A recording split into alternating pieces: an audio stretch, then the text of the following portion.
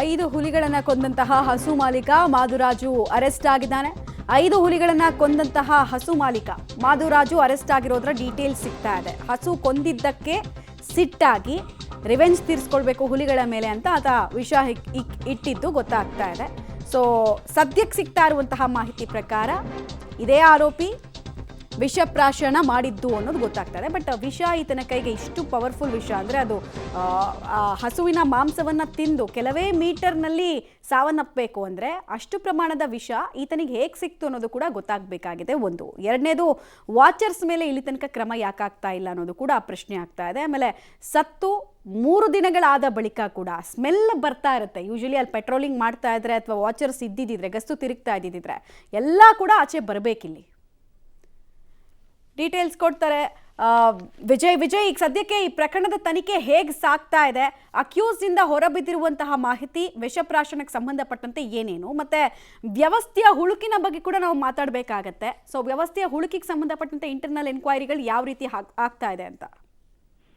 ಖಂಡಿತವಾಗಿಯೂ ಮಮತಾ, ಈಗಾಗಲೇ ಹುಲಿ ಸಾವಿನ ಪ್ರಕರಣ ಇಡೀ ರಾಜ್ಯದಲ್ಲಿ ತಲ್ಲಣ ಸೃಷ್ಟಿಸಿದೆ ಅಂತ ಹೇಳ್ಬೋದು. ಮತ್ತೆ ಇದೀಗ ಮುಖ್ಯ ಆರೋಪಿ ಆಗಿರ್ತಕ್ಕಂಥ ಮಾಧುರಾಜ್ನನ್ನ ಅರಣ್ಯ ಇಲಾಖೆ ಹಾಗೂ ಪೊಲೀಸರು ಕೂಡ ಜಂಟಿ ಕಾರ್ಯಾಚರಣೆ ಮೂಲಕ ವಶಪಡಿಸಿಕೊಂಡಿರ್ತಕ್ಕಂಥದ್ದು. ಮತ್ತೆ ತಡರಾತ್ರಿ ಕೂಡ ಆತನನ್ನ ವಿಚಾರಣೆಗೆ ಒಳಪಡಿಸಿದ್ದಾರೆ ಅನ್ನೋ ಒಂದು ಮಾಹಿತಿಗಳು ಕೂಡ ಇರ್ತಕ್ಕಂಥದ್ದು.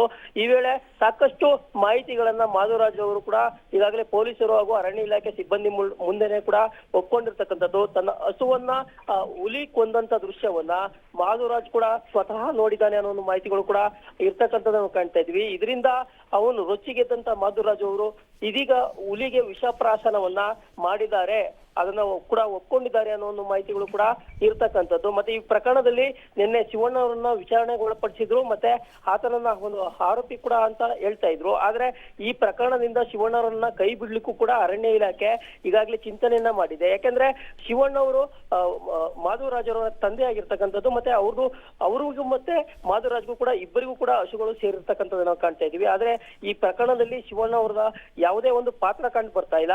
ಆ ಹಿನ್ನೆಲೆಯಲ್ಲಿ ಶಿವಣ್ಣ ವ್ಯಕ್ತಿಯನ್ನ ಈ ಪ್ರಕರಣದಿಂದ ಕೈ ಬಿಡ್ತಕ್ಕಂತ ಒಂದು ಚಿಂತನೆಯನ್ನ ಅರಣ್ಯ ಇಲಾಖೆ ಮಾಡಿದೆ. ಅದೇ ಮಾಧುರಾಜ್ ಅವರನ್ನ ವಶಪಡಿಸಿಕೊಂಡಿದ್ದಾರೆ. ಅದರ ಜೊತೆಗೆ ಇನ್ನೂ 3 ಕೂಡ ವಶಪಡಿಸಿಕೊಂಡಿರ್ತಕ್ಕಂಥದ್ದು.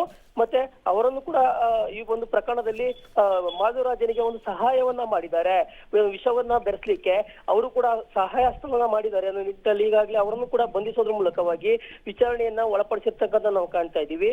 ಇದು ಜೊತೆಗೆ ಈಗಾಗಲೇ ಒಂದು ತನಿಖಾಧಿಕಾರಿ ಕೂಡ ಬದಲಾಗಿರ್ತಕ್ಕಂಥದ್ದನ್ನ ನಾವು ಕಾಣ್ತಾ ಇದ್ದೀವಿ. ಎಪಿಸಿಸಿಯ ಕುಮಾರ್ ಪುಷ್ಕರ್ ಅವನ್ನ ಈ ಒಂದು ಪ್ರಕರಣದ ತನಿಖಾಧಿಕಾರಿಯಾಗಿ ನೇಮಕವನ್ನ ಮಾಡಿರ್ತಕ್ಕಂಥದ್ದನ್ನ ನಾವು ಕಾಣ್ಬೋದು. ಈ ಮೂಲಕವಾಗಿ ಅರಣ್ಯ ಇಲಾಖೆಯ ಎಡವಟ್ಟೇನು, ಮತ್ತೆ ಈ ಒಂದು ಇಲಾಖೆಯಲ್ಲಿ ಏನೆಲ್ಲ ಕ್ರಮಗಳನ್ನ ಕೈಗೊಳ್ಬೇಕು ಅನ್ನೋ ನಿಟ್ಟಿನಲ್ಲಿ ಅವರು ಕೂಡ ವರದಿಯನ್ನ ಕೊಡ್ತಕ್ಕಂಥದ್ದು. Mamata, right Vijay, thank you. ತಮ್ಮ ಎಲ್ಲ ಮಾಹಿತಿಗೆ ಧನ್ಯವಾದ. ವಿಷ ಹಾಕಿರೋದು ಕನ್ಫರ್ಮ್ ಆದರೆ ಅವ್ನಿಗೆ ಏನು ಶಿಕ್ಷೆ ಆಗಬೇಕಾಗತ್ತೆ. ನಾನು ಕೇಳ್ತಿರೋದು ಇಲಾಖೆಯ ಒಳಗಿನ ಹುಳುಕುಗಳು, ಇದನ್ನು ಎಕ್ಸ್ಪೋಸ್ ಮಾಡಬೇಕು. ಈ ಒಂದು ಪ್ರಕರಣ ಒಂದು ಪಾಠ ಆಗಬೇಕು ಎಲ್ರಿಗೂ.